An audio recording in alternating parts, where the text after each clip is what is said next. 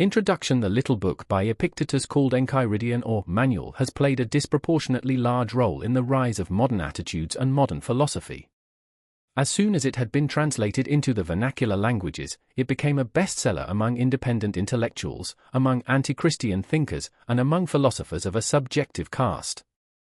Montaigne had a copy of the Enchiridion among his books. Pascal violently rejected the megalomaniac pride of the Stoic philosopher. Frederick the Great carried the book with him on all campaigns. It was a source of inspiration and encouragement to Antony, Earl of Shaftesbury, in the serious illness which ended only in his death. Many pages of his diaries contain passages copied from the Enchiridion.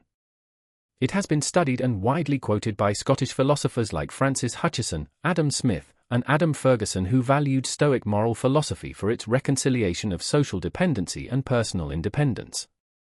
That there was a rebirth of Stoicism in the centuries of rebirth which marked the emergence of the modern age was not mere chance.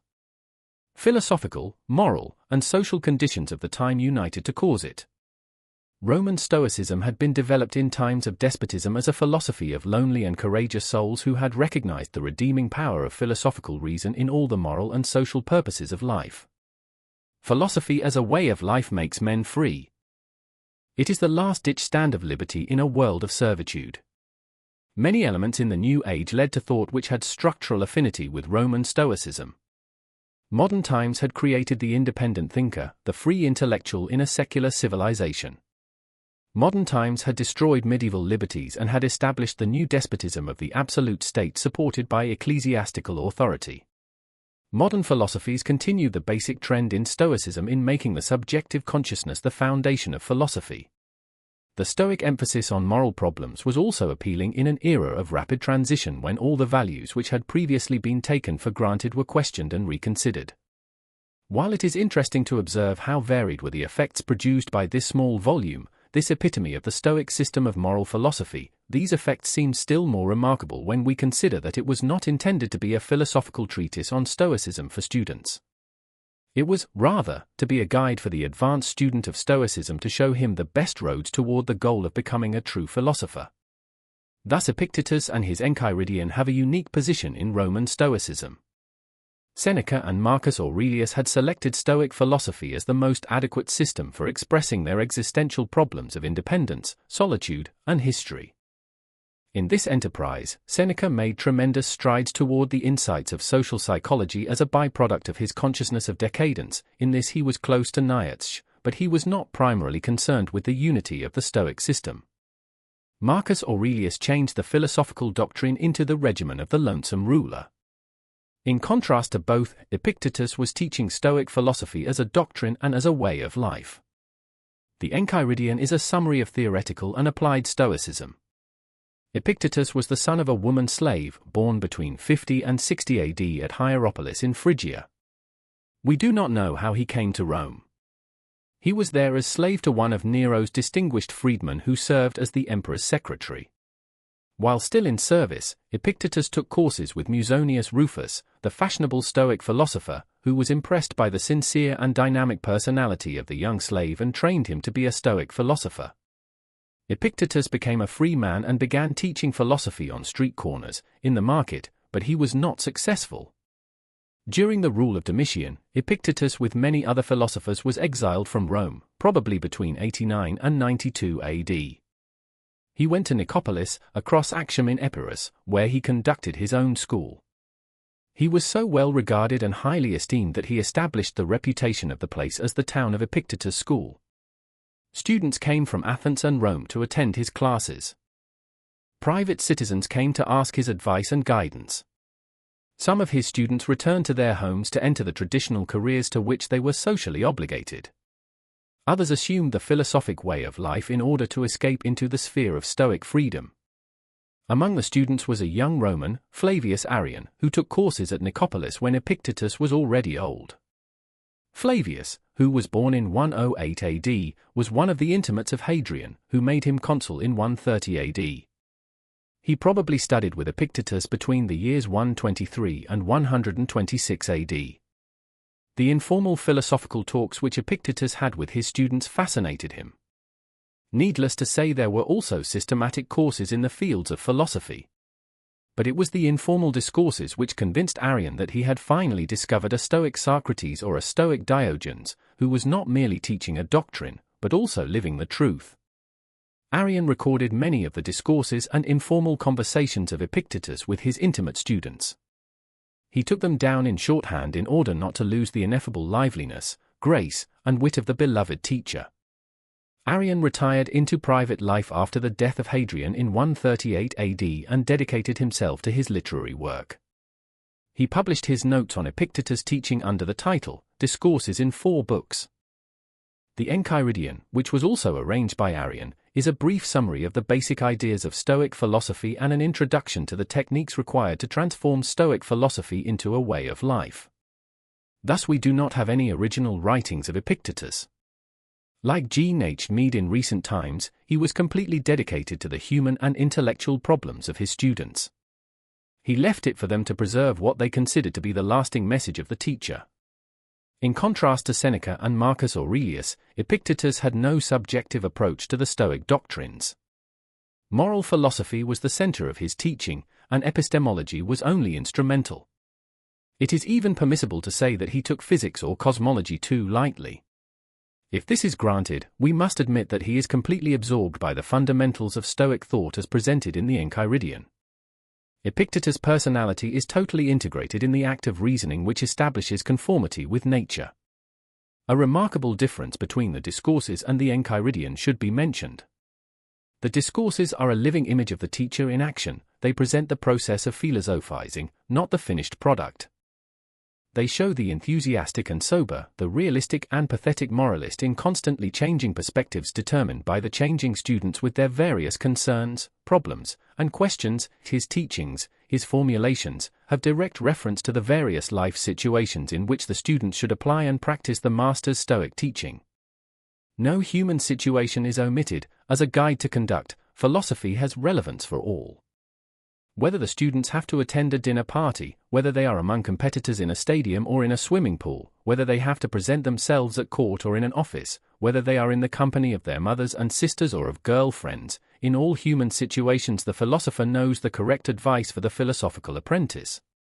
Thus, in the discourses, Arrian presents the unique individuality of the philosopher and of his applied moral method in living contact with various students in concrete situations. Epictetus as teacher anticipates very modern educational methods in his regard for the structure of situations and the changing perspectives in human relationships. Nothing like this is revealed in the Enchiridion. Gone is the Stoic philosopher as living spirit. What remains is the living spirit of Stoicism. The Enchiridion is a manual for the combat officer. This analogy should be taken seriously. The Roman Stoics coined the formula, viva militare. Life is being a soldier. The student of philosophy is a private, the advancing Stoic is a non-commissioned officer, and the philosopher is the combat officer. For this reason all Roman Stoics apply metaphors and images derived from military life. Apprentice students of Stoicism are described as messengers, as scouts of God, as representatives of divine nature. The advancing student who is close to the goal of being a philosopher has the rank of an officer. He is already able to establish inner freedom and independence. He understands the basic Stoic truth of subjective consciousness, which is to distinguish what is in our power from what is not in our power. Not in our power are all the elements which constitute our environment, such as wealth, health, reputation, social prestige, power, the lives of those we love, and death. In our power are our thinking, our intentions, our desires, our decisions. These make it possible for us to control ourselves and to make of ourselves elements and parts of the universe of nature. This knowledge of ourselves makes us free in a world of dependencies. This superiority of our powers enables us to live in conformity with nature. The rational philosophy of control of self and of adjustment to the whole implies an asceticism of the emotional and the sensitive life. The philosopher must examine and control his passions, his love, his tenderness at all times in order always to be ready for the inevitable moment of farewell. The Stoics practiced a Jesuitism avant la lettre. They were able to live in the world as if they did not live in it. To the Stoic, life is a military camp, a play on the stage, a banquet to which we are invited. The Enchiridion briefly indicated the techniques which the philosopher should apply in acting well the diverse roles which God might assign to those whom he loves, the Stoic philosophers. From the rules of social conduct to the recommendations of sexual asceticism before marriage, and the method of true thinking, the advanced Stoic will find all principles of perfection and all precepts for realizing philosophical principles in his conduct in this tiny volume. Thus the Enchiridion was liberating for all intellectuals who learned from it that there are philosophical ways of self-redemption. From its time, the secular thinker could feel jubilant because he was not in need of a divine grace. Epictetus had taught him that philosophical reason could make him free and that he was capable of redeeming himself by sound reasoning. In the Stoic distinctions of personality and world, of I and mine, of subjective consciousness and the world of objects, of freedom and dependence, we find implicit the basic elements of modern philosophies of rationalism and of objective idealism or pantheism. For this reason there is a continuous renaissance of Stoicism from Descartes, Grotius, and Bishop Butler, to Montesquieu, Adam Smith, and Kant. In this long development in modern times, the tiny Enchiridion of Epictetus played a remarkable part. The translations of Epictetus and of all other Stoics had the widest effect on philosophers, theologians, and lay thinkers. They were studied by the clergy of the various Christian denominations, by the scientists who were striving for a natural religion, and by the independent philosophers who were eager to separate philosophy from religion. There were many outstanding bishops in the Catholic and Anglican churches who were eager to transform the traditions of Roman Stoicism into Christian Stoicism. Among the Calvinistic denominations were many thinkers who were in sympathy with Stoic moral principles because of their praise of the austerity of life and of the control of passions. Likewise, the adherents of natural religion were propagating Stoicism as the ideal pattern of universally valid and intelligible religion. Renaissance Stoicism had three functions in the rise of the modern world. First, it reconciled Christian traditions to modern rationalistic philosophies. Secondly, it established an ideal pattern of natural religion. And, thirdly, it opened the way for the autonomy of morals. Albert Salomon, The New School for Social Research, July, 1948. Section 1. There are things which are within our power, and there are things which are beyond our power. Within our power are opinion, aim, desire, aversion, and, in one word, whatever affairs are our own. Beyond our power are body, property, reputation, office, and, in one word, whatever are not properly our own affairs. Now the things within our power are by nature free, unrestricted, unhindered, but those beyond our power are weak, dependent, restricted, alien. Remember, then, that if you attribute freedom to things by nature dependent and take what belongs to others for your own, you will be hindered, you will lament, you will be disturbed, you will find fault both with gods and men. But if you take for your own only that which is your own and view what belongs to others just as it really is, then no one will ever compel you, no one will restrict you, you will find fault with no one, you will accuse no one, you will do nothing against your will, no one will hurt you, you will not have an enemy, nor will you suffer any harm. Aiming, therefore, at such great things, remember that you must not allow yourself any inclination, however slight, toward the attainment of the others, but that you must entirely quit some of them, and for the present postpone the rest. But if you would have these, and possess power and wealth likewise, you may miss the latter in seeking the former, and you will certainly fail of that by which alone happiness and freedom are procured. Seek at once, therefore, to be able to say to every unpleasing semblance, you are but a semblance and by no means the real thing. And then examine it by those rules which you have, and first and chiefly by this, whether it concerns the things which are within our own power or those which are not, and if it concerns anything beyond our power, be prepared to say that it is nothing to you. Section 2. Remember that desire demands the attainment of that of which you are desirous, and aversion demands the avoidance of that to which you are averse, that he who fails of the object of his desires is disappointed, and he who incurs the object of his aversion is wretched. If, then, you shun only those undesirable things which you can control, you will never incur anything which you shun, but if you shun sickness, or death, or poverty, you will run the risk of wretchedness. Remove the habit of aversion, then, from all things that are not within our power, and apply it to things undesirable which are within our power. But for the present, altogether restrain desire, for if you desire any of the things not within our own power, you must necessarily be disappointed, and you are not yet secure of those which are within our power, and so are legitimate objects of desire. Where it is practically necessary for you to pursue or avoid anything, do even this with discretion and gentleness and moderation. Section 3. With regard to whatever objects either delight the mind or contribute to use or are tenderly beloved, remind yourself of what nature they are, beginning with the merest trifles. If you have a favorite cup, that it is but a cup of which you are fond of, for thus, if it is broken, you can bear it. If you embrace your child or your wife, that you embrace a mortal, and thus, if either of them dies, you can bear it. Section 4. When you set about any action, remind yourself of what nature the action is. If you are going to bathe, represent to yourself the incidents usual in the bath, some persons pouring out, others pushing in, others scolding, others pilfering. And thus you will more safely go about this action if you say to yourself, I will now go to bathe and keep my own will in harmony with nature. And so with regard to every other action. For thus, if any impediment arises in bathing, you will be able to say, it was not only to bathe that I desired, but to keep my will in harmony with nature, and I shall not keep it thus if I am out of humor at things that happen.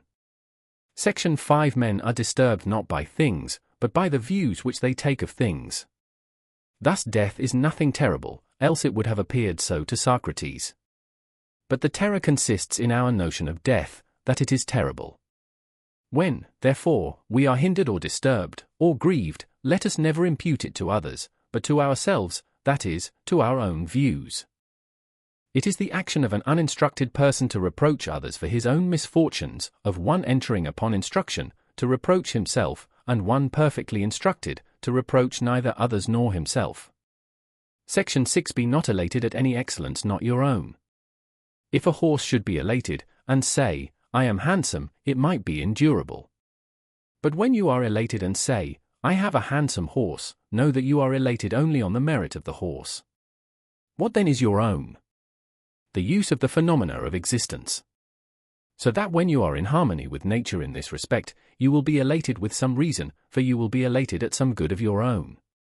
Section 7. As in a voyage, when the ship is at anchor, if you go on shore to get water, you may amuse yourself with picking up a shellfish or a truffle in your way, but your thoughts ought to be bent toward the ship, and perpetually attentive, lest the captain should call, and then you must leave all these things, that you may not have to be carried on board the vessel, bound like a sheep. Thus likewise in life, if, instead of a truffle or shellfish, such a thing as a wife or a child be granted you, there is no objection, but if the captain calls, run to the ship, leave all these things, and never look behind. But if you are old, never go far from the ship, lest you should be missing when called for. Section 8. Demand not that events should happen as you wish, but wish them to happen as they do happen, and you will go on well. Section 9. Sickness is an impediment to the body, but not to the will unless itself pleases. Lameness is an impediment to the leg, but not to the will, and say this to yourself with regard to everything that happens. For you will find it to be an impediment to something else, but not truly to yourself. Section X. Upon every accident, remember to turn toward yourself and inquire what faculty you have for its use. If you encounter a handsome person, you will find continence the faculty needed, if pain, then fortitude, if reviling, then patience. And when thus habituated, the phenomena of existence will not overwhelm you. Section 11. Never say of anything, I have lost it, but I have restored it. Has your child died? It is restored. Has your wife died? She is restored. Has your estate been taken away? That likewise is restored. But it was a bad man who took it. What is it to you by whose hands he who gave it has demanded it again? While he permits you to possess it, hold it as something not your own, as do travellers at an inn. Section 12. If you would improve, lay aside such reasonings as these, if I neglect my affairs, I shall not have a maintenance, if I do not punish my servant, he will be good for nothing. For it were better to die of hunger, exempt from grief and fear, than to live in affluence with perturbation, and it is better that your servant should be bad than you unhappy. Begin therefore with little things. Is a little oil spilled or a little wine stolen? Say to yourself, this is the price paid for peace and tranquility, and nothing is to be had for nothing. And when you call your servant, consider that it is possible he may not come at your call, or, if he does, that he may not do what you wish.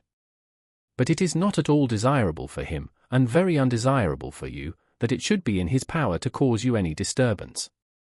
Section 13. If you would improve, be content to be thought foolish and dull with regard to externals. Do not desire to be thought to know anything, and though you should appear to others to be somebody, distrust yourself. For be assured, it is not easy at once to keep your will in harmony with nature and to secure externals, but while you are absorbed in the one, you must of necessity neglect the other. Section 14. If you wish your children and your wife and your friends to live forever, you are foolish, for you wish things to be in your power which are not so, and what belongs to others to be your own. So likewise, if you wish your servant to be without fault, you are foolish, for you wish vice not to be vice but something else. But if you wish not to be disappointed in your desires, that is in your own power. Exercise, therefore, what is in your power. A man's master is he who is able to confer or remove whatever that man seeks or shuns. Whoever then would be free, let him wish nothing, let him decline nothing, which depends on others, else he must necessarily be a slave. Section 15. Remember that you must behave as at a banquet. Is anything brought round to you? Put out your hand and take a moderate share. Does it pass by you? Do not stop it. Is it not yet come? Do not yearn in desire toward it, but wait till it reaches you. So with regard to children, wife, office, riches, and you will sometime or other be worthy to feast with the gods. And if you do not so much as take the things which are set before you, but are able even to forego them, then you will not only be worthy to feast with the gods, but to rule with them also. For, by thus doing, Diogenes and Heraclitus, and others like them, deservedly became divine, and were so recognized. Section 16. When you see anyone weeping for grief, either that his son has gone abroad or that he has suffered in his affairs, take care not to be overcome by the apparent evil, but discriminate and be ready to say, what hurts this man is not this occurrence itself, for another man might not be hurt by it, but the view he chooses to take of it. As far as conversation goes, however, do not disdain to accommodate yourself to him and, if need be, to groan with him. Take heed, however, not to groan inwardly, too. Section 17. Remember that you are an actor in a drama of such sort as the author chooses, if short, then in a short one, if long, then in a long one. If it be his pleasure that you should enact a poor man, or a cripple, or a ruler, or a private citizen, see that you act it well. For this is your business, to act well the given part, but to choose it belongs to another. Section 18. When a raven happens to croak unluckily, be not overcome by appearances, but discriminate and say, nothing is portended to me, either to my paltry body, or property, or reputation, or children, or wife. But to me all portents are lucky if I will. For whatsoever happens, it belongs to me to derive advantage therefrom. Section 19. You can be unconquerable if you enter into no combat in which it is not in your own power to conquer. When, therefore, you see anyone eminent in honors or power, or in high esteem on any other account, take heed not to be bewildered by appearances and to pronounce him happy, for if the essence of good consists in things within our own power, there will be no room for envy or emulation. But, for your part, do not desire to be a general, or a senator, or a consul, but to be free, and the only way to this is a disregard of things which lie not within our own power.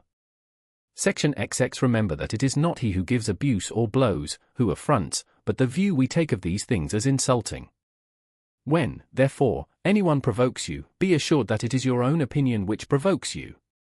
Try, therefore, in the first place, not to be bewildered by appearances. For if you once gain time and respite, you will more easily command yourself. Section XXI. Let death and exile, and all other things which appear terrible, be daily before your eyes, but death chiefly, and you will never entertain an abject thought, nor too eagerly covet anything. Section XXI. If you have an earnest desire toward philosophy, prepare yourself from the very first to have the multitude laugh and sneer, and say, he is returned to us a philosopher all at once, and whence this supercilious look? Now, for your part, do not have a supercilious look indeed, but keep steadily to those things which appear best to you, as one appointed by God to this particular station. For remember that, if you are persistent, those very persons who at first ridiculed will afterwards admire you. But if you are conquered by them, you will incur a double ridicule. Section 23. If you ever happen to turn your attention to externals, for the pleasure of anyone, be assured that you have ruined your scheme of life. Be content, then, in everything, with being a philosopher, and if you wish to seem so likewise to anyone, appear so to yourself, and it will suffice you. Section XXIV. Let not such considerations as these distress you. I shall live in discredit and be nobody anywhere.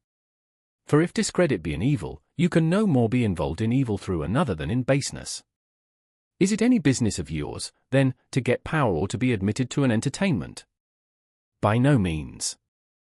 How then, after all, is this discredit? And how it is true that you will be nobody anywhere when you ought to be somebody in those things only which are within your own power, in which you may be of the greatest consequence? But my friends will be unassisted. What do you mean by unassisted? They will not have money from you, nor will you make them Roman citizens. Who told you, then, that these are among the things within our own power, and not rather the affairs of others? And who can give to another the things which he himself has not? Well, but get them, then, that we too may have a share.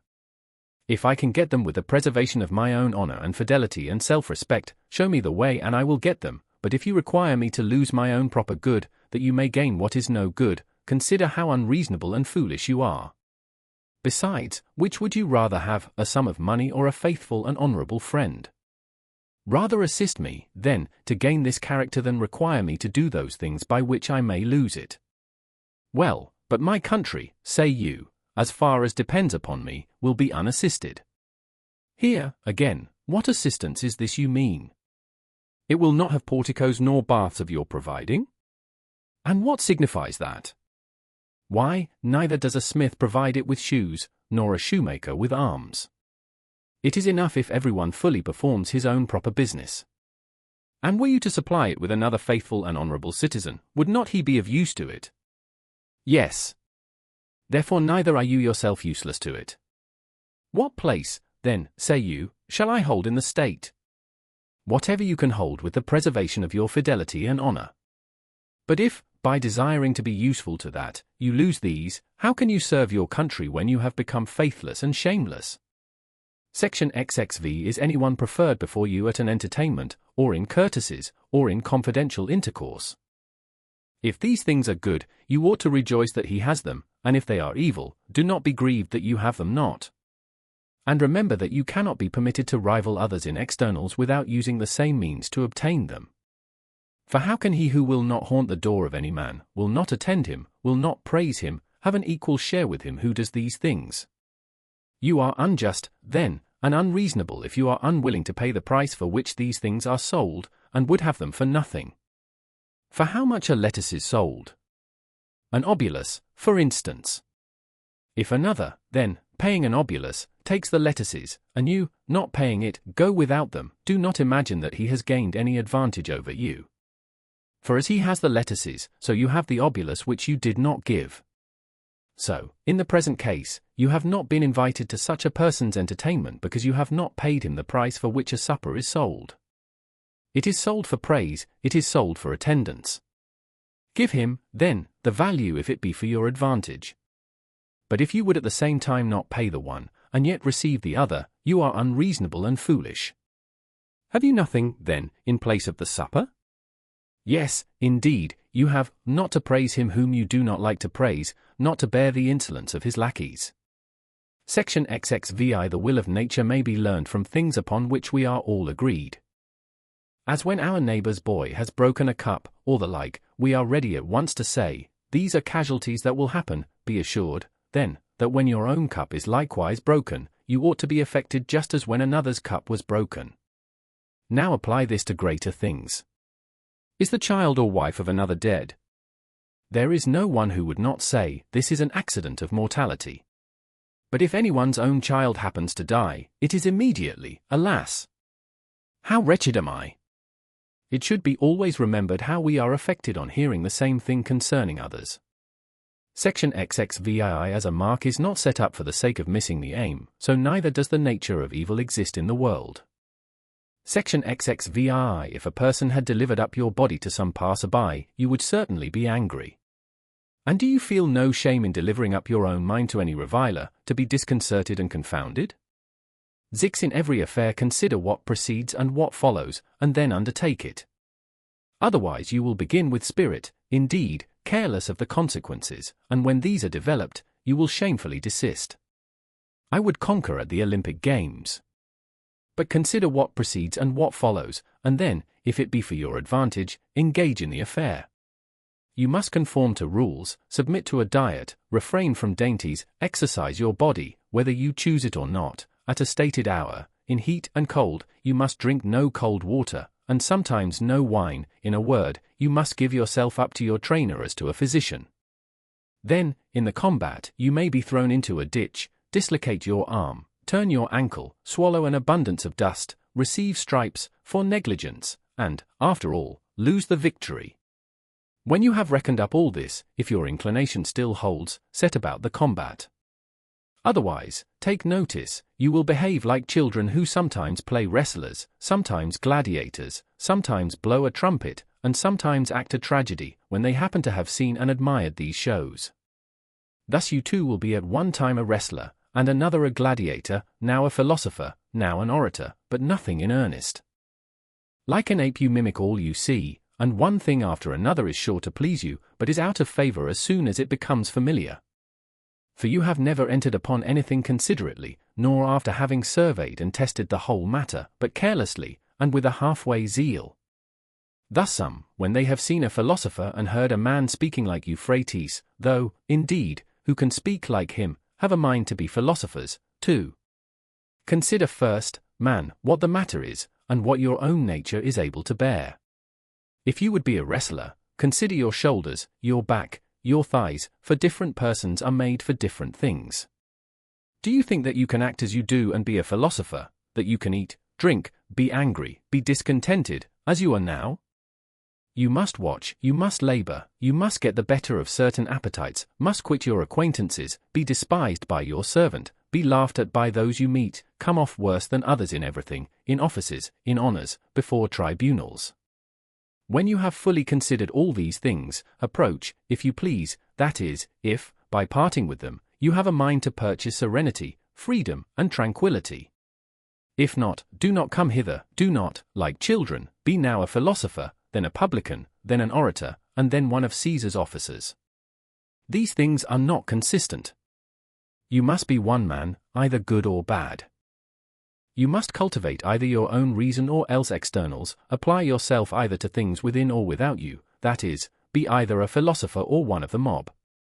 Section XXX duties are universally measured by relations. Is a certain man your father? In this are implied taking care of him, submitting to him in all things, patiently receiving his reproaches, his correction. But he is a bad father. Is your natural tie, then, to a good father? No, but to a father. Is a brother unjust? Well, preserve your own just relation toward him. Consider not what he does, but what you are to do to keep your own will in a state conformable to nature, for another cannot hurt you unless you please. You will then be hurt when you consent to be hurt. In this manner, therefore, if you accustom yourself to contemplate the relations of neighbor, citizen, commander, you can deduce from each the corresponding duties. Section XXXI. Be assured that the essence of piety toward the gods lies in this, to form right opinions concerning them, as existing and as governing the universe justly and well. And fix yourself in this resolution, to obey them, and yield to them, and willingly follow them amidst all events, as being ruled by the most perfect wisdom. For thus you will never find fault with the gods, nor accuse them of neglecting you. And it is not possible for this to be effected in any other way than by withdrawing yourself from things which are not within our own power, and by making good or evil to consist only in those which are. For if you suppose any other things to be either good or evil, it is inevitable that, when you are disappointed of what you wish or incur what you would avoid, you should reproach and blame their authors. For every creature is naturally formed to flee and abhor things that appear hurtful and that which causes them, and to pursue and admire those which appear beneficial and that which causes them. It is impracticable, then, that one who supposes himself to be hurt should rejoice in the person who, as he thinks, hurts him, just as it is impossible to rejoice in the hurt itself. Hence, also, a father is reviled by his son when he does not impart the things which seem to be good, and this made Polonices and Eteocles mutually enemies, that empire seemed good to both. On this account the husbandman reviles the gods, and so do the sailor, the merchant, or those who have lost wife or child. For where our interest is, there, too, is piety directed. So that whoever is careful to regulate his desires and aversions as he ought is thus made careful of piety likewise. But it also becomes incumbent on everyone to offer libations and sacrifices and first fruits, according to the customs of his country, purely, and not heedlessly nor negligently, not avariciously, nor yet extravagantly. Section XXXI. When you have recourse to divination, remember that you know not what the event will be, and you come to learn it of the diviner, but of what nature it is you knew before coming, at least, if you are of philosophic mind. For if it is among the things not within our own power, it can by no means be either good or evil. Do not, therefore, bring with you to the diviner either desire or aversion, else you will approach him trembling, but first clearly understand that every event is indifferent and nothing to you, of whatever sort it may be, for it will be in your power to make a right use of it, and this no one can hinder. Then come with confidence to the gods as your counselors, and afterwards, when any counsel is given you, remember what counselors you have assumed, and whose advice you will neglect if you disobey. Come to divination as Socrates prescribed, in cases of which the whole consideration relates to the event, and in which no opportunities are afforded by reason or any other art to discover the matter in view. When, therefore, it is our duty to share the danger of a friend or of our country, we ought not to consult the oracle as to whether we shall share it with them or not. For though the diviner should forewarn you that the auspices are unfavorable, this means no more than that either death or mutilation or exile is portended. But we have reason within us, and it directs us, even with these hazards, to stand by our friend and our country. Attend, therefore, to the greater diviner, the Pythian god, who once cast out of the temple him who neglected to save his friend. Section XXXI. Begin by prescribing to yourself some character and demeanor, such as you may preserve both alone and in company. Be mostly silent, or speak merely what is needful, and in few words.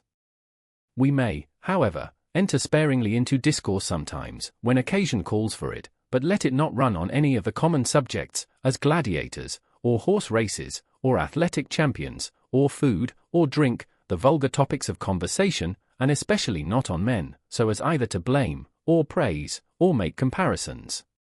If you are able, then, by your own conversation, bring over that of your company to proper subjects, but if you happen to find yourself among strangers, be silent.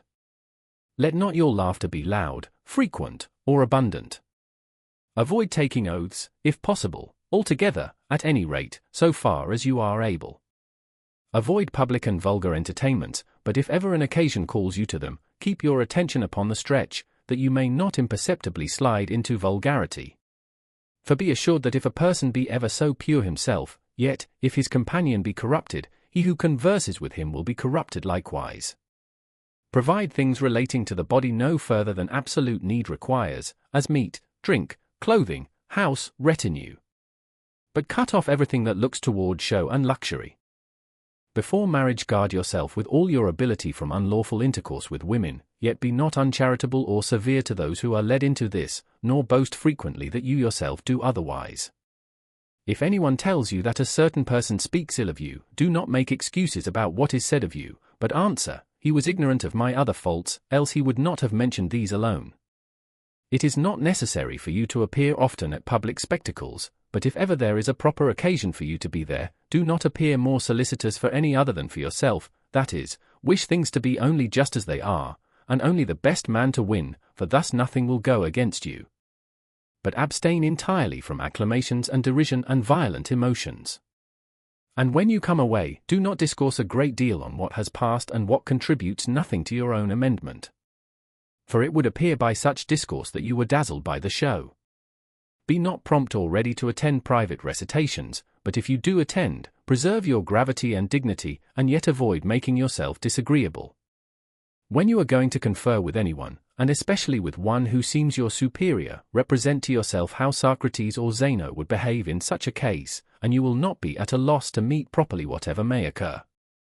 When you are going before anyone in power, fancy to yourself that you may not find him at home, that you may be shut out, that the doors may not be open to you, that he may not notice you. If, with all this, it be your duty to go, bear what happens and never say to yourself, it was not worth so much, for this is vulgar, and like a man bewildered by externals. In company, avoid a frequent and excessive mention of your own actions and dangers. For however agreeable it may be to yourself to allude to the risks you have run, it is not equally agreeable to others to hear your adventures. Avoid likewise an endeavor to excite laughter, for this may readily slide you into vulgarity, and, besides, may be apt to lower you in the esteem of your acquaintance. Approaches to indecent discourse are likewise dangerous. Therefore, when anything of this sort happens, use the first fit opportunity to rebuke him who makes advances that way, or, at least, by silence and blushing and a serious look show yourself to be displeased by such talk. Section XXXIV. If you are dazzled by the semblance of any promised pleasure, guard yourself against being bewildered by it, but let the affair wait your leisure, and procure yourself some delay. Then bring to your mind both points of time, that in which you shall enjoy the pleasure, and that in which you will repent and reproach yourself, after you have enjoyed it, and set before you, in opposition to these, how you will rejoice and applaud yourself if you abstain. And even though it should appear to you a seasonable gratification, take heed that its enticements and allurements and seductions may not subdue you, but set in opposition to this how much better it is to be conscious of having gained so great a victory. Section XXXV. When you do anything from a clear judgment that it ought to be done, never shrink from being seen to do it, even though the world should misunderstand it, for if you are not acting rightly, shun the action itself. If you are, why fear those who wrongly censure you? Section XXXVI. As the proposition, either it is day or it is night, has much force in a disjunctive argument, but none at all in a conjunctive one, so, at a feast, to choose the largest share is very suitable to the bodily appetite, but utterly inconsistent with the social spirit of the entertainment. Remember, then, when you eat with another, not only the value to the body of those things which are set before you, but also the value of proper courtesy toward your host. Section XXXVI. If you have assumed any character beyond your strength, you have both demeaned yourself ill in that and quitted one which you might have supported. Section XXXVI. As in walking you take care not to tread upon a nail, or turn your foot, so likewise take care not to hurt the ruling faculty of your mind. And if we were to guard against this in every action, we should enter upon action more safely. Section XXXIX. The body is to everyone the proper measure of its possessions, as the foot is of the shoe. If, therefore, you stop at this, you will keep the measure, but if you move beyond it, you must necessarily be carried forward, as down a precipice, as in the case of a shoe. If you go beyond its fitness to the foot, it comes first to be gilded, then purple, and then studded with jewels. For to that which once exceeds the fit measure there is no bound. Section XL. Women from 14 years old are flattered by men with the title of mistresses. Therefore, perceiving that they are regarded only as qualified to give men pleasure, they begin to adorn themselves, and in that to place all their hopes. It is worth while, therefore, to try that they may perceive themselves honored only so far as they appear beautiful in their demeanor and modestly virtuous. Section XLI. It is a mark of want of intellect to spend much time in things relating to the body, as to be immoderate in exercises, in eating and drinking, and in the discharge of other animal functions. These things should be done incidentally and our main strength be applied to our reason. Section XLI. When any person does ill by you, or speaks ill of you, remember that he acts or speaks from an impression that it is right for him to do so. Now it is not possible that he should follow what appears right to you, but only what appears so to himself. Therefore, if he judges from false appearances, he is the person hurt, since he, too, is the person deceived. For if anyone takes a true proposition to be false, the proposition is not hurt, but only the man is deceived. Setting out, then, from these principles, you will meekly bear with a person who reviles you, for you will say upon every occasion, it seemed so to him. Section XLI. Everything has two handles, one by which it may be borne, another by which it cannot. If your brother acts unjustly, do not lay hold on the affair by the handle of his injustice, for by that it cannot be borne, but rather by the opposite, that he is your brother, that he was brought up with you, and thus you will lay hold on it as it is to be borne. Section XLIV. These reasonings have no logical connection. I am richer than you, therefore I am your superior. I am more eloquent than you, therefore I am your superior. The true logical connection is rather this: I am richer than you, therefore my possessions must exceed yours. I am more eloquent than you, therefore my style must surpass yours. But you, after all, consist neither in property nor in style. Section XLV. Does anyone bathe hastily? Do not say that he does it ill, but hastily. Does anyone drink much wine? Do not say that he does ill, but that he drinks a great deal. For unless you perfectly understand his motives, how should you know if he acts ill? Thus you will not risk yielding to any appearances but such as you fully comprehend. Section XLVI. Never proclaim yourself a philosopher, nor make much talk among the ignorant about your principles, but show them by actions. Thus, at an entertainment, do not discourse how people ought to eat, but eat as you ought. For remember that thus Socrates also universally avoided all ostentation. And when persons came to him and desired to be introduced by him to philosophers, he took them and introduced them, so well did he bear being overlooked. So if ever there should be among the ignorant any discussion of principles, be for the most part silent.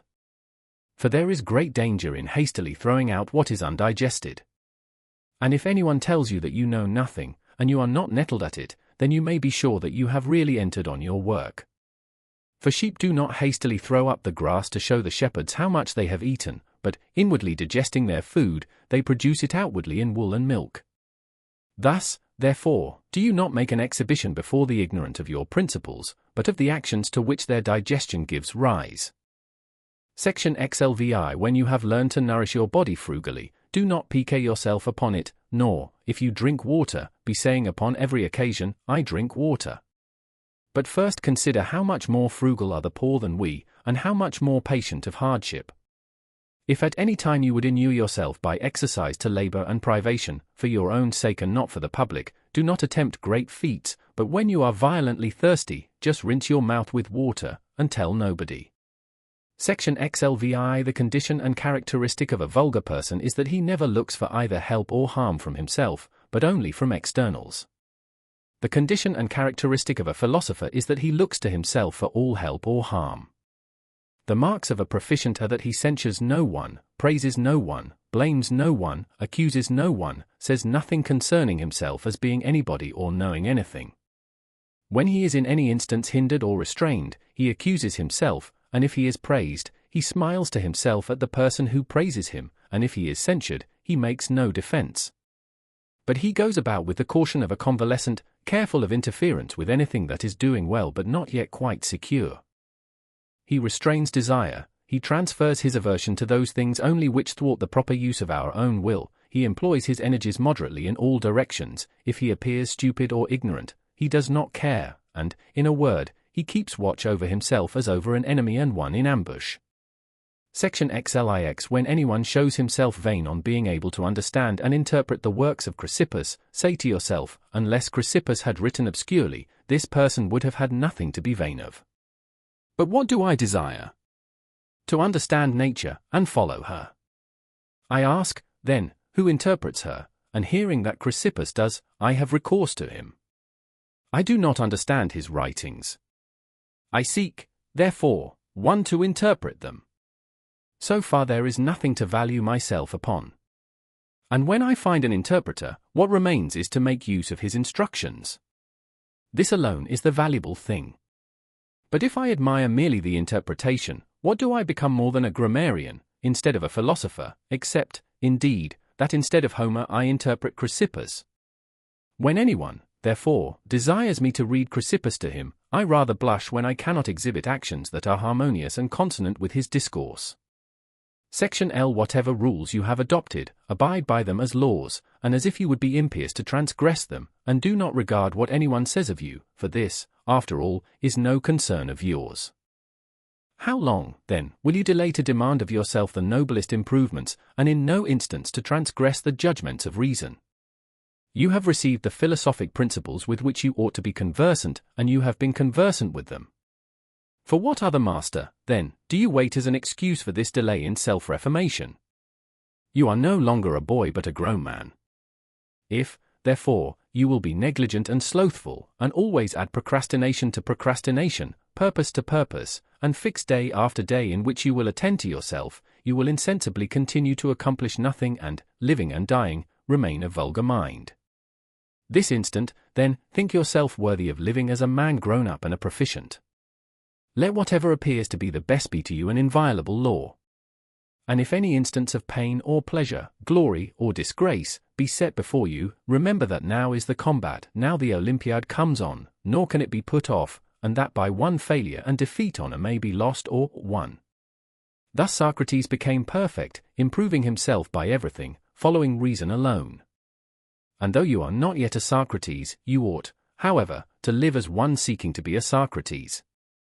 Section Li. The first and most necessary topic in philosophy is the practical application of principles, as, we ought not to lie. The second is that of demonstrations, as, why it is that we ought not to lie. The third, that which gives strength and logical connection to the other two, as, why this is a demonstration. For what is demonstration? What is a consequence? What a contradiction? What truth? What falsehood? The third point is then necessary on account of the second, and the second on account of the first. But the most necessary, and that whereon we ought to rest, is the first. But we do just the contrary. For we spend all our time on the third point and employ all our diligence about that, and entirely neglect the first.